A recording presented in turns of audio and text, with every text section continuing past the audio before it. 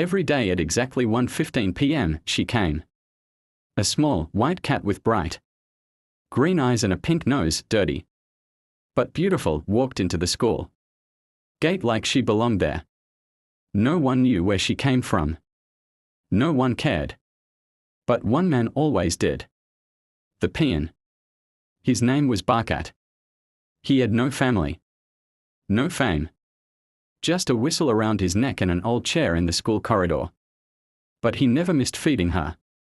A piece of bread, a splash of milk, even when he had nothing for himself. He would smile at her like she was his child. No one noticed. No one thanked him. Until one day. The cat didn't come. Hours passed. Then days. And then, one stormy evening, when the school had shut down and Barkat was alone, he heard a cry from the locked storeroom. What he found behind that door would shake the entire town. Story begins. Barkat was a silent man. A man of routine. Every morning at 6:45, he opened the rusty gate of the government model school. Every night at 5 o'clock, he locked it back. No one paid attention to Barkat. He wasn't a teacher. He wasn't a student. He was just there. His room was barely big enough for a single cot, a small fan, and a table with an old radio. But for him, it was home. He had worked at the school for 27 years. In those years, students had come and gone. Teachers had retired. Principals had changed. But Barkat stayed. And then came the cat. One winter afternoon, while Barkat was having his tea under the banyan tree, he saw her for the first time.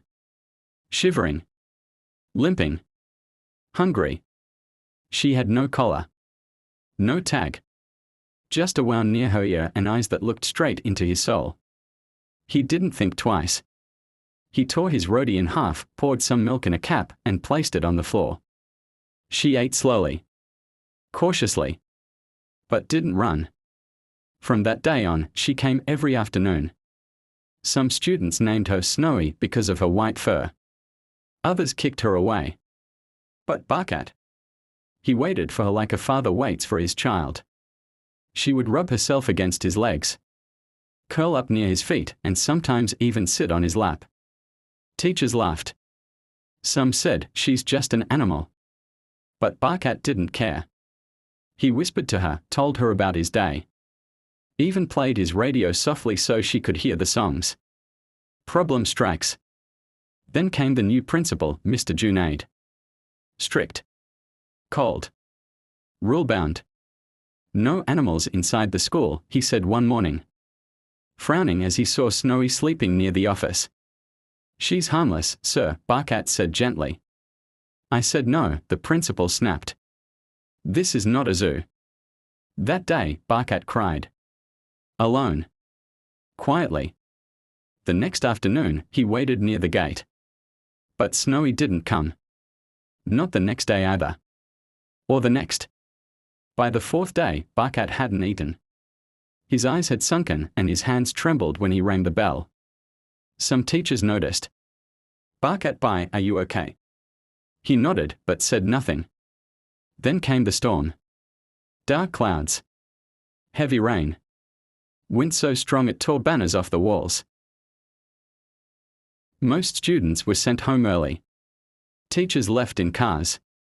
Only Barkat stayed behind, locking each classroom, one by one. Then he heard it. A meow.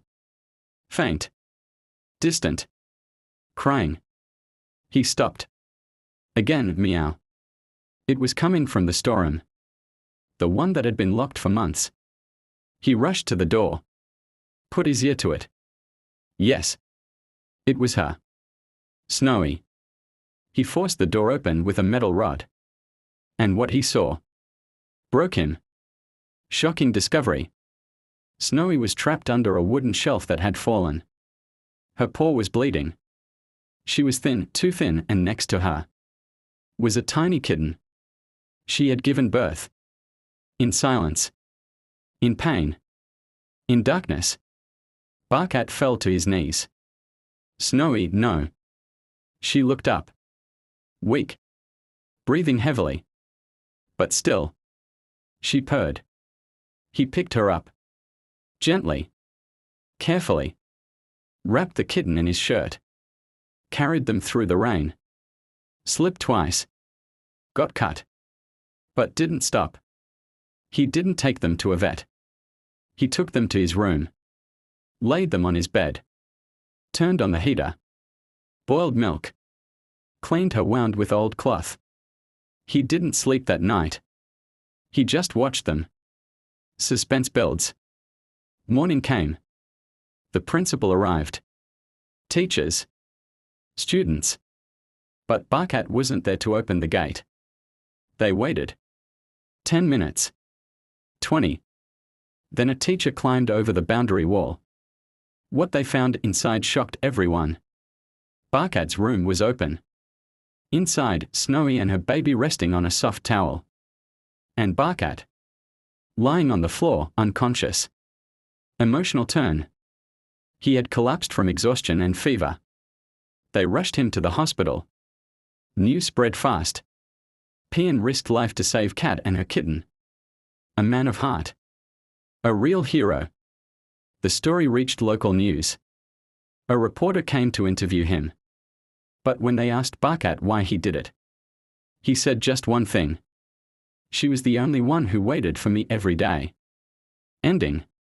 Snowy recovered. Her kitten, too. The principal. He changed. He ordered a small pet shelter to be built inside the school courtyard. For Snowy. And her baby. Students now brought food. Teachers petted her. Even parents smiled. But Snowy. She always went back to Barkat's room. Every afternoon. At exactly 1:15 p.m. Just like before. Because some bonds are beyond blood. Beyond logic. Beyond words. They are simply pure. And that day, the school didn't just learn about compassion. They learned what it truly meant. To be human.